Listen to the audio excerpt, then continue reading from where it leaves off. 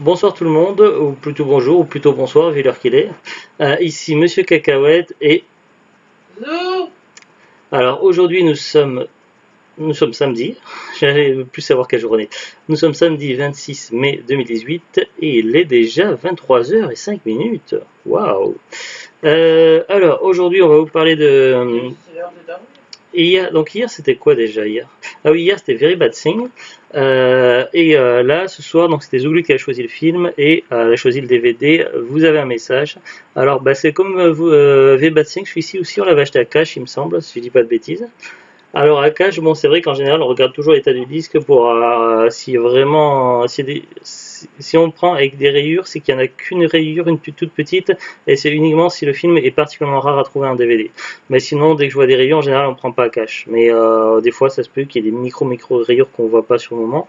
Donc on peut avoir la surprise. Pour le moment on a eu qu'une seule mauvaise surprise, c'était sur un achat en brocante, c'était sur le DVD Brevert. Donc là il est passé nickel, pas de problème. Alors vous avez un message, c'est une comédie, c'est pas une comédie humoristique, mais ce n'est pas non plus une comédie dramatique. Euh, Peut-être plus à classer dans le genre comédie romantique, non? Est-ce que t'es pas d'accord? Alors au niveau des acteurs, donc on a Tom Hanks, Meg Ryan. Le titre d'origine c'est You Have Got a Mail. Il y a eu plusieurs éditions de ce DVD-là. Moi, je l'ai connu sur l'édition cartonnée qui s'ouvre, dont beaucoup de films Warner Bros. Y avaient dans les débuts. Je pense par exemple à Pleine Tempête qui était également dans l'édition cartonnée, tout ça. Après, je sais pas pourquoi ils ont arrêté au bout d'un moment. Donc c'est un film que j'avais découvert il y a très longtemps. Donc bah là, c'est marqué copyright 98, donc il doit être de 98, si je dis pas de bêtises. Moi, je l'avais découvert dans les débuts des DVD, je crois. Mon père l'avait, donc j'avais emprunté et j'avais plutôt bien aimé. Après, je suis pas trop comédie romantique, à part quelques exceptions, des coups de cœur, mais celui-ci j'avais bien aimé et ça faisait très longtemps que je l'avais pas vu. Ça faisait au moins ça, ouais. Je l'avais vu qu'une fois. Par contre, Zouglut, tu connaissais déjà mieux le film que moi. Tu l'avais vu plusieurs fois, non? Oui. La preuve, des fois, je te disais des répliques. Et tu l'as vu combien de fois? Deux, trois, une dizaine, une vingtaine? Ouais, à peu près. Plus dans les 10-20 fois, c'est ça? Ouais, plein de fois. Donc c'est un film que tu adores. Ben, c'est un de mes films. Préféré? Non, mais mes films dodo. Ah oui, pour s'endormir, tout ça, voilà. Moi, je faisais ça pendant longtemps lorsque j'habitais en région parisienne, quand j'habitais dans le 93. Je m'endormais toujours avec le film 3. 3, la version avec, je sais plus quel acteur, je crois que c'est avec Brad Pitt ou quoi, il y a plusieurs films, plusieurs versions. Donc, ben, on va commencer par le début. Moi, mes films dodo, c'est parce que c'est des films que je connais, que j'ai déjà Ouais, vus. bah oui, moi aussi c'était Que pareil. j'ai pas besoin de regarder, il suffit que j'ai le son pour voir. Pour arriver à suivre le film, je ferme les yeux, j'ai les images aussi, donc c'est pour ça. C'est les films de dos, ça veut dire que c'est des films que je connais bien et qui me permettent de m'endormir tranquillement. C'est pas grave parce que je connais le film. Voilà. D'accord. Pour ça que j'ai vu plein de fois. Il y a beaucoup de films comme ça quand j'arrivais pas à dormir avant, je faisais ça. Ouais, je le faisais un peu aussi, mais à l'époque quand j'habitais dans le 93. Donc pour commencer, on va vous lire le synopsis. Peut-être que vous attendiez ça avec impatience. Pour savoir un petit peu de quoi parle le film, parce que bon, ça parle de messages, oui, mais pas que de messages. Alors là, ils nous disent, ils se détestent dans la vie, ils s'aiment sur Internet. Pétillant d'après le Parisien, succulent d'après le Figaro. Alors, Kathleen et Joe habitent dans le même quartier de New York. Ben, pas tout à fait au début, mais après oui. Mais ne se connaissent pas. Elle dirige avec passion une petite religion. Si, parce qu'au début, il n'est pas encore dans le quartier, puisqu'il ne s'est jamais rencontré.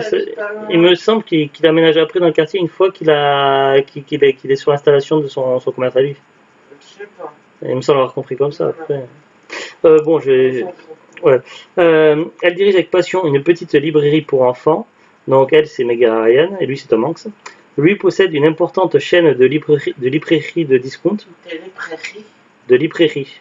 Mais par contre, ils disent deux discounts. La formulation n'est pas très jolie. Ils auraient dû dire librairie discount, pas deux discounts. Là, la particule de deux était de trop. Donc tous les opposent. Tous les opposent. Ils ont pas conjugué au pluriel oppose. Oui, non, mais c'est une grosse faute. Et ils se détestent.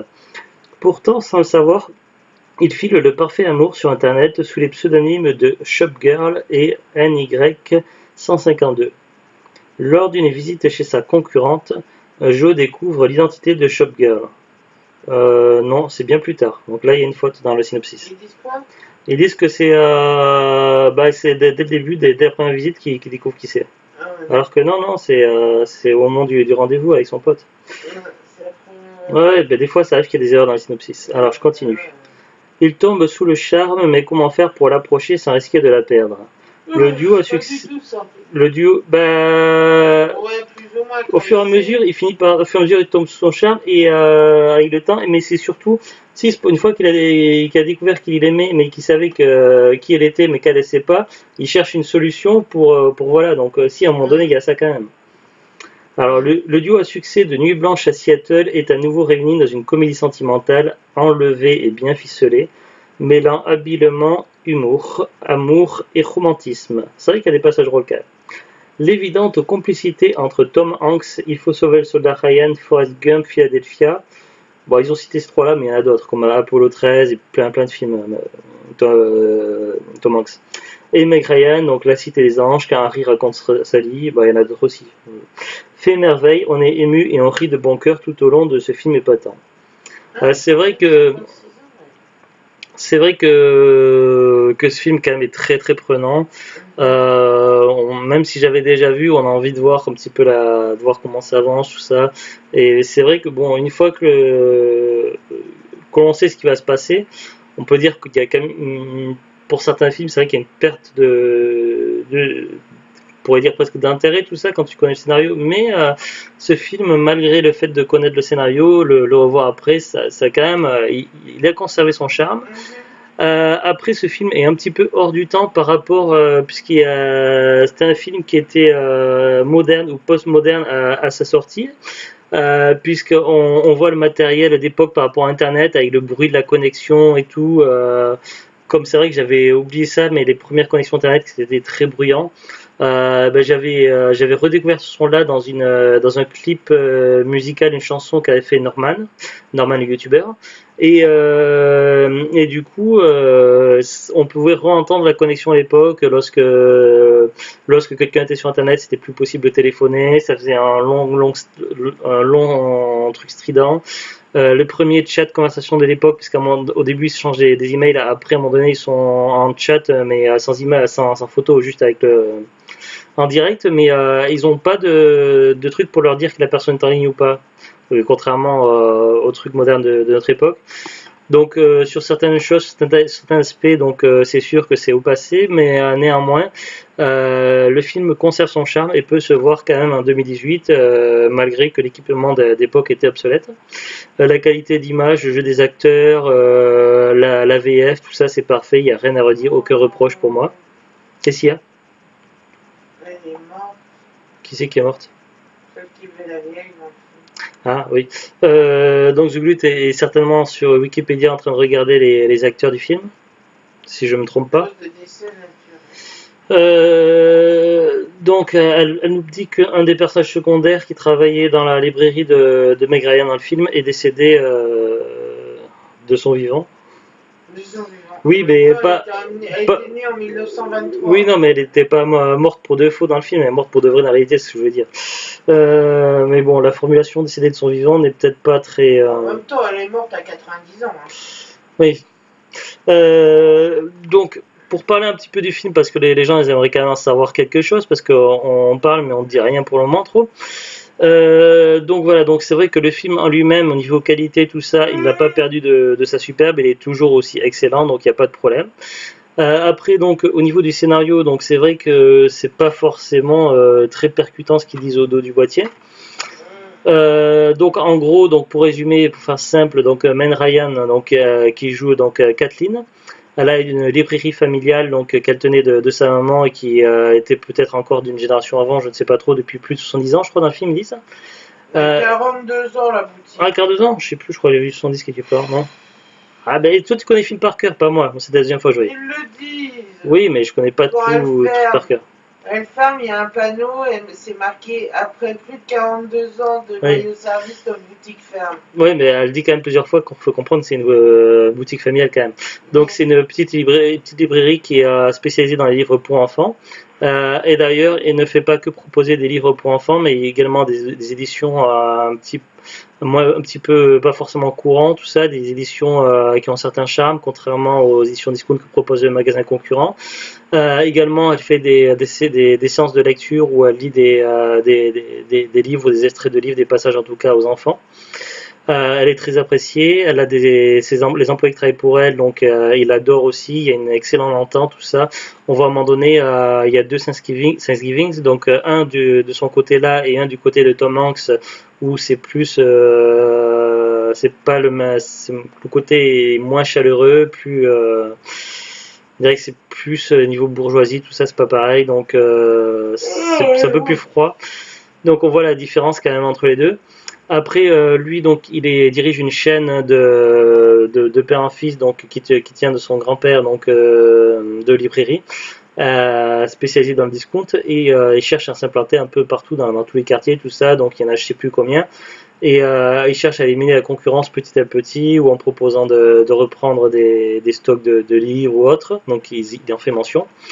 Et à un moment donné, donc dans le quartier où il s'implante, il n'y a qu'une seule réelle concurrente, et c'est elle. Et donc il va y avoir un conflit entre les deux. Et forcément, ils vont se rencontrer dans le réel et ils ne seront pas très potes. Par contre, donc ils mènent chacun une vie de couple qui n'est pas ce qu'ils espéraient. Donc elle n'est pas vraiment heureuse ni malheureuse dans son ménage. Elle est un peu plat, tandis que lui, bah, ouais, c'est pas non plus super. Et ils se sont rencontrés un peu par hasard sur internet, peut-être par un forum ou tout, on sait pas vraiment. Il le dit dans un forum où ils ont jamais été, dans un chat ou un forum où ils ont été jamais auparavant. Oui, oui, qui sont un peu par hasard. Ils allaient là-dedans tous les deux. Et du coup, c'est un peu comme une rencontre épistolaire, sauf que c'est pas par courrier postal, mais par email. Donc ils communiquent, ils s'envoient des messages depuis un certain temps, et ils finissent par nouer une relation. Et à un moment donné, c'est comme ils disent au dos, donc là je peux pas spoiler, c'est déjà spoilé. Il va se rendre compte que la fameuse shop girl, c'est Kathleen. Et alors qu'ils avaient prévu de se rencontrer, et du coup c'est un réel problème parce que elle le déteste à lui dans la vie réelle. Et du coup il l'a un peu embêté pour pouvoir gérer la situation parce qu'il aime vraiment, donc mais elle déteste dans la vie réelle, elle ne connaît pas son identité. Voilà le nœud du problème. Donc voilà en gros le scénario. Donc voilà, sinon le film franchement il est plutôt cool. Donc c'est un film pour moi que je considérais comme un classique, donc à voir dans son étagère, à voir et revoir. On peut voir seul, en couple ou autre, même si on est un mec, c'est pas forcément un film pour filles. Moi personnellement j'ai plutôt bien accroché. La première fois que je l'avais vu c'était tout seul, et puis donc là je l'ai vu à The Glut, et puis voilà, ce film est plutôt cool. Donc moi je recommande. Voilà, comme je disais, donc la qualité du film n'a pas perdu de sa superbe. Bon, c'est vrai qu'au niveau du matériel, c'est le matériel de l'époque, donc c'est vrai qu'on est plus ancré dans l'époque lorsqu'on voit ça, mais c'est pas grave, c'est pas gênant. Je l'ai jamais vu j'ai pas souvenir d'avoir vu un jour en VOCFR, mais en tout cas la VF est vraiment parfaite, les doublages sont excellents. Voilà, donc franchement, j'ai rien à reprocher. Pour moi, ce film est juste excellent. Est-ce que tu as des commentaires à ajouter sur Vous avez un message? Non. Après, sur cette édition de DVD là, donc je sais pas trop. Donc ce DVD comporte deux couches. Puis le saut de deux couches, je l'ai vu, mais ça va, c'est pas très marquant. Sur certains films, c'est très prononcé, d'autres non. Donc là, ça allait. Ce DVD, donc là, on a un cadre rouge. Donc c'est vrai que sur les anciens DVD, ça se faisait. Maintenant, ça se fait plus parce que c'est pas terrible. Ce DVD comporte également un menu interactif, chapitrage, bande-annonce originale. Ces trucs maintenant, ils mettent même plus sur 2D DVD. Bon choix des langues, donc anglais, français, italien, sous-titres français, anglais, italien, irlandais, arabe, espagnol, portugais, allemand, anglais pour maintenant, italien pour maintenant. À savoir que sur cette édition-là, donc le film il se lance tout seul au démarrage, on passe pas par les cases menus, on n'a pas de balance au démarrage, donc il faut tout de suite appuyer sur la touche menu, choisir les langues et puis lancer le film. Voilà, bonus spécial DVD-ROM, donc aussi on met d'ordinateur, interview de Tom Hanks, Meg Ryan, Craig Kenner, Parker Posey, accès direct à 15 chansons du film. Commentaire audio de Nora Ephron, économiseur d'écran, carte de visite email, lien et le site internet, you have got a mail, forme discussion, site Warner Bros. Bon, je me doute qu'une bonne partie des bonus qui est dans le cadre ne sont plus fonctionnels. puisque le film n'est plus tout jeune, mais voilà. Euh, voilà le dos. Donc voilà, c'est à peu près tout ce que j'ai à dire, mais en tout cas, moi je recommande, j'aime bien. Voilà, voilà. Sur ce, donc on vous dit à bientôt et revoir. Ouais. Au revoir.